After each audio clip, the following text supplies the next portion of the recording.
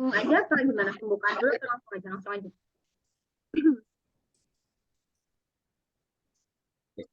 Baik ya Teh, dimulai. Bismillahirrahmanirrahim. Assalamualaikum warahmatullahi wabarakatuh. Um, Innal hamdanillah nahmadu wa nasta'inu wa nastaghfiruh wa na'udzu billahi min syururi anfusina wa min sayyiati a'malina may yahdihillahu fala mudhillalah wa may yudhlilhu fala hadiyalah. Asyhadu an la ilaha illallah wa asyhadu anna Muhammadar Rasulullah. Rabbi shrahli sadri wa yassir li amri wahlul 'uqdatam min lisani yafqahu qawli. Ya Fattahu ya Alim, amma ba'du. Mari kita panjatkan puji dan syukur kita kepada Allah Subhanahu wa Ta'ala yang telah memberikan rahmat, kesehatan sehingga kita bisa berkumpul di forum yang insya Allah mulia ini. Salawat serta salam mari kita curahkan kepada junjungan kita Habibana wa Nabiyana Muhammad Sallallahu Alaihi Wasallam. Selamat malam Teh, bagaimana kabarnya? Ya, baik. Baik-baik. Ini berarti yang baru masuk tahun ini ya? Iya, Teh, 2022 ya, betul. 2022. Nah, sebelumnya izin memperkenalkan diri dulu ya Teh. Nama Ya, saya Muhammad Alif Alfawaz, bisa dipanggil Alif aja Teh. Saya di sini dengan rekan saya, boleh Sandina memperkenalkan diri. Izin memperkenalkan diri, nama aku Sandina Aulia, teteh bisa manggil aku Sandina. Nah, kami dari D3 Administrasi Bisnis, jurusan Administrasi Niaga, Politeknik Negeri Bandung, angkatan 2022. Selanjutnya, Sandina. Sekarang teteh boleh memperkenalkan diri teteh. Bismillahirrahmanirrahim ya. Assalamualaikum warahmatullahi wabarakatuh. Perkenalkan, nama saya Shirley Febriana, alumni D3 Administrasi Bisnis tahun 2017. Berarti lulusnya sih 2020 ya, tapi angkatannya 2017. Jadi bedanya berapa tahun tuh? Jauh juga, 5 tahun ya? Ya, Jauh-jauh jauh. juga ya, lumayan 5 tahun. Ya, aku boleh langsung share screen aja apa gimana? Share screen buat pembahasannya. Iya, jadi kan aku udah sempat dapat draftnya. Terus aku pikir aku share dulu aja ke teman-teman gitu ya. Nanti di akhir kalau misalkan masih ada pertanyaan boleh diajukan lagi. Sebenarnya teknisnya itu jadi kita buat wawancara gitu ke teteh. Jadi kita tuh ngasih pertanyaan gitu ke teteh yang apa ya draft-draft yang kita kasih itu kan berisi pertanyaan. Nah kita tuh jadi nanya gitu ke teteh buat pertanyaan itu Boleh, tuh. boleh. Boleh Jadi langsung aja diajukan pertanyaan ya, boleh. iya teteh jadi maaf ya nggak bisa share screen. Iya, Soalnya nggak apa-apa, nggak emang apa-apa. teknisnya kayak gitu. Ya. Nah, di sini kami akan memberikan beberapa pertanyaan untuk Teteh. Wawancaranya kita bakal bentar aja soalnya durasi Zoom-nya juga 45 menit. Nah, untuk Iya. pertama pertanyaannya akan diajukan oleh Alif. Oke, sebentar ya Teh. Iya. Hmm.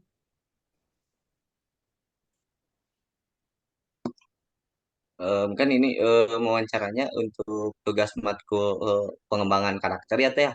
Iya. Mata kuliah ini tujuannya untuk mengembangkan karakter-karakter pada mahasiswa prodi D3 Administrasi Bisnis. Nah, pasti kan karena Teteh alumni dari sini juga ya Teh ya, belajar untuk mengenai pengembangan karakter. Nah, bagaimana sih penerapan mata kuliah pengembangan karakter ini di dunia kerja Teteh sekarang? Masih ya pertanyaannya. Eh, pengembangan karakter ini kan dulu itu lebih ke ngebahasnya tentang kebiasaan-kebiasaan ya, Seven Habit Ya, itu Teh ada benar. Betul. ya Seven Habit, belajar tentang kebiasaan-kebiasaan yang emang harus diubah. Dan untuk di tempat kerja saat ini sebenarnya dari kan aku ini sebelum di tempat kerja sekarang juga sudah beberapa kali pindah kerja ya. Pastinya dari tempat kerja satu ke tempat kerja lain beda-beda gitu kebiasaannya. Cuman yang pada umumnya setelah mendapatkan mata kuliah pengembangan karakter ini waktu di kuliah, itu di tempat kerja saat ini yang kebiasaan yang diterapkan gitu ya, kayak disiplin, karena kan memang sama gitu sejak kuliah juga kita kan dituntut untuk disiplin ya, apalagi administrasi bisnis kan dari cara berpakaiannya juga sudah berbeda kan dengan jurusan lain, harus menggunakan seragam dan lain sebagainya kayak gitu kan. Nah, dituntut untuk disiplin dan juga tanggung jawab karena kan kita ini di sini bekerja gitu, kita memiliki tanggung jawab sendiri gitu. Kalau nggak dikerjain, ya nanti bos kita marah atau kayak gimana gitu kan. Jadi kita harus bertanggung jawab gitu. Kebiasaan yang aku dapatkan ya dari dari matkul yang sebelumnya aku dapatkan dari pengembangan karakter. Terus kebiasaan lain yang sebenarnya sudah aku terapkan ketika bekerja gitu ya, komunikatif. Kenapa? Karena komunikasi ini sangat penting ya, apalagi di dunia kerja. Kan kita kan bekerja itu tidak sendiri, sebenarnya memang untuk tanggung jawab beda-beda dengan karyawan lain gitu ya, tapi secara keseluruhan kita itu bekerja tuh bersama gitu. Ada keterkaitan satu sama lain, makanya dibutuhkan komunikasi gitu. Komunikasi itu penting banget sih ya. Terus cara kita di kantor itu, cara kita bersikap itu harus ramah ya. Kenapa harus ramah? Karena kan kita kan bekerja di sana. Terus kayak dari pagi sampai sore setiap harinya, dari Senin sampai Jumat kita bersama orang yang sama gitu ya. Kalau misalkan kita istilahnya judes gitu ya, terus kita nggak bisa ramah sama teman-teman kantor kita, nanti kita sendiri yang kayak ngerasa nggak ada teman. Terus gimana kalau misalkan kita membutuhkan bantuan kayak gitu kan, nanti takutnya nggak ada yang bantu gitu kan. Makanya kenapa kita juga harus bersikap ramah gitu ya di tempat kerja. Itu kebiasaan-kebiasaan yang perlu diterapkan. Terus kalau yang saya terapkan juga, jangan menunda pekerjaan. Jadi berlatihlah ya adik-adik gitu, Alif dan Sandina gitu, belajar untuk nggak menunda pekerjaan walaupun misalkan tugas di kampus gitu ya, deadline-nya panjang nih. Selagi kita masih kosong, kenapa kita nggak kerjain di awal gitu kan? Kalau misalkan udah selesai juga kita lebih lega gitu. Karena kan kalau di tempat kerja juga kadang kan ada rasa malas itu pasti ada, kayak oh ini masih lama kok, misalkan bikin laporan mingguan, laporan bulanan kayak gitu, masih lama kok deadline-nya, tenggang waktunya. Tapi selagi kita ada waktu kosong, kenapa kita nggak kerjain aja kayak gitu. Ya jangan nunda-nunda kerjaan lah ya. Kayak gitu. Terus kebiasaan lain, mungkin ini ya, membuat daftar prioritas yang selalu aku lakukan. Di bab berapa ya, aku lupa sih, pokoknya ada di buku Seven Habits itu dia membuat skala prioritas. Ya kan? Kalau nggak salah tuh ada empat diagram gitu ya.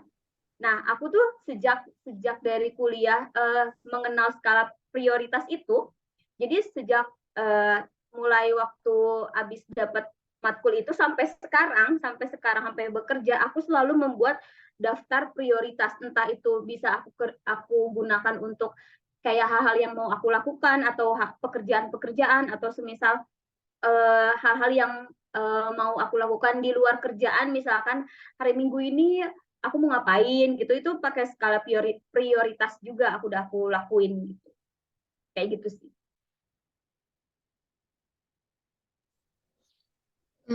Jadi pembelajaran di pengembangan karakter itu sangat berpengaruh ya teh buat kehidupan gitu. Soalnya aku juga kerasa yang baru mau 1 semester itu pengembangan karakter tuh belajar pengembangan karakter itu sangat apa ya sangat bisa diimplementasikan dalam kehidupan sehari-hari.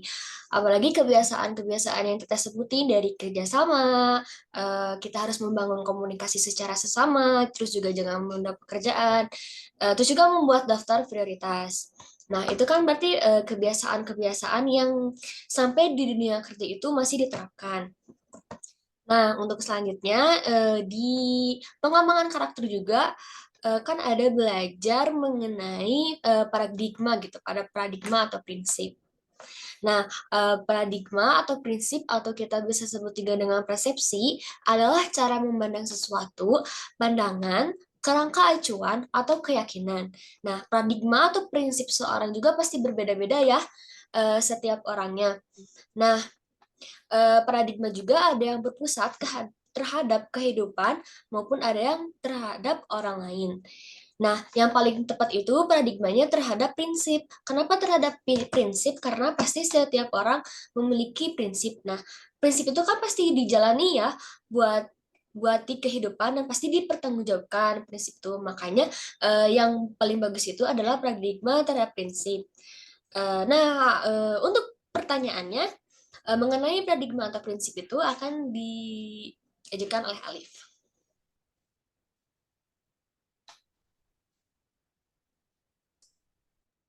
Oke, baik. Untuk pertanyaannya ya, pada dunia kerja juga kan pasti memiliki paradigma atau prinsip itu sendiri ya, terus pada individu juga. Jadi apa sih prinsip yang Teteh jalani di dunia kerja dan manfaat dari prinsip itu apa Teh? Terima kasih atas pertanyaannya. Untuk prinsip, memang tiap orang pasti beda-beda ya. Dan prinsip yang aku jalani waktu dulu kan aku pernah kerja di swasta. Sebelumnya aku belum bilang ya, belum cerita. Dulu aku pernah kerja di Kaldusari Nabati, pernah kerja di Tumbak Mas, PT Tumbak Mas, dan alhamdulillahnya sekarang aku bekerja di pemerintahan gitu ya. Dan itu memang sangat berbeda gitu ya antara swasta dan pemerintahan. Kenapa? Karena dari birokrasi dan dari lingkungannya pun berbeda gitu. Kalau misalkan swasta, mungkin yang aku rasakan pribadi itu memang lebih keras ya, kehidupan di lingkungan kerjanya lebih keras gitu. Makanya dari dulu aku selalu menerapkan prinsip-prinsip dalam bekerja itu. Yang pertama yang selalu aku terapkan itu set goals. Jadi setiap apa yang aku lakukan, apalagi kalau misalkan dulu di swasta itu kan ini ya, kayak misalkan dulu aku di KSNI, Kaldusari Nabati Indonesia itu sebagai tax admin pajak. Di situ ada apa ya, targetan untuk verifikasi dokumen yang mau diajukan ke pajak. Karena kan bayar pajak itu sangat ini ya, apa ya, sangat penting gitu. Maksudnya kalau misalkan ada sedikit kesalahan, misalkan kesalahan koma itu udah fatal karena kan kita bayar pajak tuh ke KPP kan, kantor pelayanan pajak langsung. Jadi kita harus melakukan verifikasi berapa kali gitu. Makanya prinsip yang aku selalu terapkan adalah set goals itu, goals apa yang mau aku capai gitu. Misalkan di bulan ini goals aku tuh aku mau menyelesaikan verifikasi untuk PPH, misalkan PPH 24 atau PPH 21 kayak gitu, set goals. Terus lalu aku menerapkan build networking. Karena kenapa? Networking itu sangat penting loh. Apalagi teman-teman sekarang, makanya teman-teman sebisa mungkin aktif gitu ya di himpunan atau di BEM kayak gitu ya. Kenapa? Karena networking itu sangat-sangat penting. Kenapa penting? Karena kan dengan kita banyak kenal sana sini, banyak orang yang bakalan membantu kita gitu, walaupun tidak tidak selalu semuanya akan membantu, tapi at least pasti adalah satu dua yang membantu gitu ketika kita emang butuh bantuan mereka gitu. Kayak gitu enaknya punya teman yang banyak kayak gitu sih, jejaring sosialnya lebih diperluas lagi kayak gitu. Itu prinsip bekerja gitu. Terus meskipun sekarang kan di pemerintahan saya gitu kan, memang lingkupnya lebih kecil gitu, tapi nggak menutup kemungkinan untuk membangun networking itu gitu. Kayak semisal memang di pengadilan agama memang gitu-gitu aja gitu ya siklus kerjanya, tapi dengan saya gitu yang ditaruh di pelayanan itu membangun networking saya gitu, kayak jadi kenal sama pengacara gitu, terus jadi kenal sama advokat ini, advokat itu, terus jadi banyak teman lah kayak gitu kan. Nah, terus prinsip yang lain selain itu adalah set own standards. Jadi setiap bekerja itu aku selalu menerapkan standar gitu. Standar maksud standar di sini pekerjaan kita tuh yang menurut kita baik gitu ya. Seperti apa sih standar baik yang menurut kita dan harus kita laksanakan dengan baik kayak gitu. Terus selain itu juga aku selalu mengambil kesempatan yang ada ya, take a chance gitu. Karena setiap kesempatan itu pasti sangat berharga ya, karena kan kesempatan itu nggak datang 2 kali gitu. Kenapa aku selalu, karena dari itu aku selalu orangnya mau mencoba gitu, mau mencoba dari hal satu, terus aku udah menguasai ini, aku coba lagi ke hal yang lain selagi kesempatan itu ada gitu kayak gitu. Terus prinsip yang aku selalu terapkan sampai sekarang adalah explore diri kita gitu. Ini kan termasuk juga di pengembangan karakter ya. Kita harus tahu kelebihan dan kekurangan kita di mana.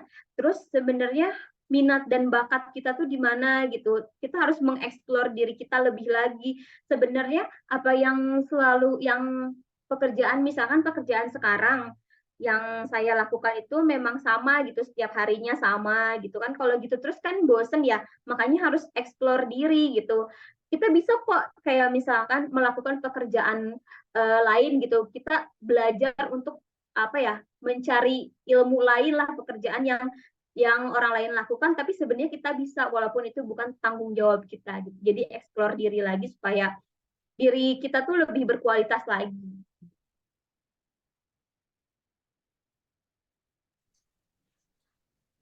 Jadi yang aku dapatin ya dari jawaban Teteh tuh apa ya, maksudnya sangat bisa dijadikan contoh gitu, soalnya Teteh kan banyak ya prinsipnya, apalagi ya, menurut aku Teteh tuh berpegang teguh prinsipnya bagus-bagus gitu, dari set goals, networking, set our standard, take action, sama explore.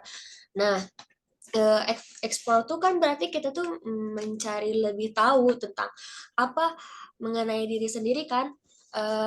Dari Teteh ada nggak sih tips biar kita bisa gitu mengeksplor lebih mengeksplor diri kita sendiri? Sebenarnya cara terbaik untuk menurut aku ya, menurut saya ya, mengeksplor diri itu cari wawasan sih. Karena kan dan aku juga tipikal yang suka membaca gitu ya, suka membaca buku. Jadi aku seneng seneng baca buku, apalagi terkait tentang self development ya. Sejak kuliah dapat matkul itu sampai sekarang tuh jadinya lebih tertarik ke self development kalau baca-baca buku. Nah, dari baca-baca buku kita tuh kadang jadi suka, oh iya ya ternyata aku bisa kok jadi kayak gini. Terus setelah apa ya, secara nggak langsung kita merasa dari baca buku itu kita dapat inspirasi, terus kita lakuin misalkan apa ya, misalkan kan kayak aku baca buku apa ya, lupa, pokoknya baca buku yang terkait apa, manjat tebing tuh, manjat manjat wall climbing. Karena memang dulu kan aku juga senang wall climbing, tapi pernah rehat gitu. Terus aku tergugah lagi gitu. Oh ternyata aku masih bisa kok, meskipun meskipun udah rehat berapa tahun gitu ya nggak wall climbing. Tapi ketika aku mulai lagi, terus aku explore aku diri lagi, aku bisa lebih baik lagi kayak gitu. Jadi emang harus mengenali diri sendiri dulu. Diri sendiri tuh mampunya kemana, terus mau mencoba juga. jangan takut untuk mencoba sih kalau menurutku. Apapun yang emang kesempatannya ada dan kita rasa kita mampu ya cobalah gitu. Makasih ya Teh buat tips-tips biar kita bisa lebih mengeksplor diri. Terus juga kan Teteh tuh tadi bilang bahwa Teteh tuh buat dapat pekerjaan tuh maksudnya Teteh dapat pekerjaan yang sekarang tuh kan bagi beberapa tahap proses ya. Teteh juga dari awalnya ke swasta, terus sekarang ke pemerintahan. Nah, untuk terkait pertanyaan mengenai perusahaan-perusahaan yang akan ditanyakan oleh Alif. Oke, baik teh kan nggak mudah berarti ya teh ya untuk mencari pekerjaan itu ya. Bagaimana sih cara mengatasi kegagalan itu sendiri teh?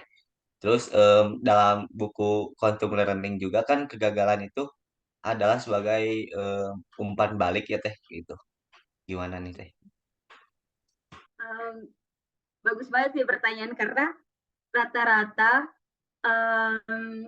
waktu lulus itu memang setengah dari kelasku cepat gitu ya dapat kerja, dan sedangkan aku tipikal yang lama gitu, lumayan lama dapat kerja karena dulu tuh aku sempet barista di coffee shop di Bandung. Dia part time dulu tuh sambil nunggu wisuda aku ambillah yang full time gitu. Terus aku pikir tuh setelah aku wisuda, udah dapet ijazah nih, uh, terus kayak pikir udahlah kayak selesai dulu lah jadi baristanya, aku mau coba cari pekerjaan yang relate sama aku gitu, administrasi gitu. Ya, ternyata tidak semudah itu gitu. Aku sempat sempat apa sempat nganggur itu 6 bulan. Aku udah ratusan lamaran mungkin ya kalau di total. Tiap harinya aku terus ngelamar ke sana ke sini sampai aku wawancara sana sini, dan bahkan ada satu perusahaan besar dia di Bekasi. Dia perusahaan besar lah ya, perusahaan Jepang.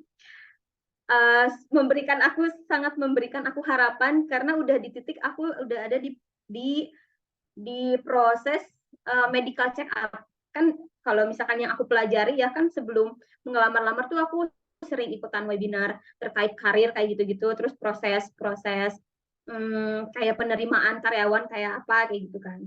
Nah, yang aku pahami adalah ketika aku udah mencapai di titik sorry bentar ya.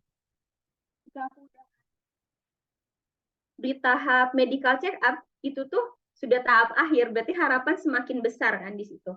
Tapi ternyata eh, 2 minggu, sebulan nggak ada kabar, dan sampai detik ini pun nggak ada kejelasan gitu setelah aku medical check up. Itu pasti kan buat orang-orang yang kayak nunggu-nunggu pengen kerja itu sangat ini ya, sangat jelek lah kalau bahasa gitunya kan, kayak sampai down gitu. Terus memang banyak kegagalan yang aku alami juga gitu selama ya. Terus gimana caranya supaya bangkit lagi gitu kan? Ya menerima sih, acceptance gitu. Menerima uh, di pikiran kita ubah aja, karena emang kalau kecewa pasti gitu. Tapi ya udah balik lagi gitu. Oh, kayaknya ini emang bukan rezeki kita gitu. Karena ini mungkin Allah lagi nyiapin yang terbaik, yang lain gitu, yang lebih baik lagi gitu. Mungkin ini emang rezeki kita nggak di sini gitu. Makanya kayak terima aja gitu. Terus setelah aku menerima semuanya, introspeksi dirilah mungkin uh, ketika aku ngisi soal atau ketika aku wawancara mungkin masih ada kurangnya, terus diperbaiki lagi, dilatih lagi kayak gitu. Terus dari kegagalan itu aku selalu berpikir positif aja sih, maksudnya kayak nanti juga ada gantinya yang lebih baik lagi, positive thinking gitu ya, sama diri sendiri, sama orang lain, positive thinking. Terus ya coba lagi gitu, maksudnya kayak ya udah lamar lagi kayak gitu. Oke, baik. Makasih Teh. Mungkin melanjut aja ke pertanyaan berikutnya ya Teh. Hal-hal apa saja yang dibutuhkan nih nanti pada saat kita sudah memasuki dunia kerja? Di dunia kerja itu sebenarnya tergantung ya. Cuman kalau yang aku rasakan gitu ya, skill ya, lebih ke skill, bukan kemampuan teknis ya, tapi kayak lebih ke skill kemampuan diri kita gitu ya, skill yang dibutuhkan gitu. Kalau untuk yang saat ini kan kita sudah ada di industri yang serba teknologi gitu ya. Jadi menurutku teknologi itu penting gitu ya, skill untuk teknologi. Ya, setidaknya kita cara mengoperasikan Zoom atau misalkan software apa kita paham lah ya, jangan yang gaptek banget gitu ya. Apalagi Iya kalau teh. di swasta itu dia cepet banget gitu kan. Kalau misalkan di swasta kan kayak aplikasi ini gitu kan yang dipakai gitu. Sama aja sih di pemerintahan juga sama, sudah berbasis teknologi sekarang gitu. Jadi mau belajar teknologi lah istilahnya kayak itu, jangan kosong banget tentang teknologi. Terus public speaking juga penting karena kan ya yang tadi aku sempat singgung, kita kan kerja nggak sendiri sebenarnya kan, walaupun tanggung jawab itu masing-masing, tapi kita kerja tuh bersama-sama. Jadi makanya Bersama. kenapa public speaking itu penting. Nah, kita misalkan kerja sama orang gitu ya, misalnya bareng-bareng, tapi kita tuh kayak kaku banget, terus kayak nggak bisa ngomong gimana ngejelasin pekerjaan kita, misalkan ngejelasin, ngepresentasiin pekerjaan kita ke bos gitu. Kalau misalkan kita yang malu-malu, terus kayak Ya. mana gitu kan. Jadi setidaknya walaupun bukan tipikal yang aktif banget berbicara, tapi setidaknya dilatih untuk apa ya, berbicara sama orang lah gitu, supaya nggak begitu kaku gitu kan kalau misalkan menjelaskan sesuatu. Terus time management juga penting ya, karena kan jangan sampai kita overwork banget gitu, kayak kita kan kerja dari pagi sampai sore gitu kan. Boleh. Tapi kita harus memanfaatkan waktu itu ya untuk semaksimal mungkin menyelesaikan pekerjaan gitu. Jangan sampai kita tiap hari lembur ya nggak apa-apa juga sih ya, maksudnya lembur, tapi jangan yang sampai tiap hari lembur terus nggak punya waktu untuk diri kita sendiri loh, maksudnya kayak kan kita juga pasti capek ya, kita juga ada rasa capeknya, makanya kita harus benar-benar bisa nge time management itu, jangan sampai kita overload terus kayak jadi burn out, terus kayak jadi malah jadi stres dan kita malah terganggu ke pekerjaan gitu sih. Terus critical thinking juga sekarang penting ya, karena critical thinking, terus problem solving, berpikir kreatif, terus inovatif itu sangat penting kalau di zaman sekarang, karena yang aku rasakan juga sekarang ya, di tempat kerja itu dituntut untuk terus berinovasi gitu. Kenapa? Karena dengan adanya inovasi kan berarti kan kita mengikuti perubahan-perubahan yang ada gitu. Kita semakin lebih maju lagi kayak gitu. Ya kreatif, yang inovatif gitu kan.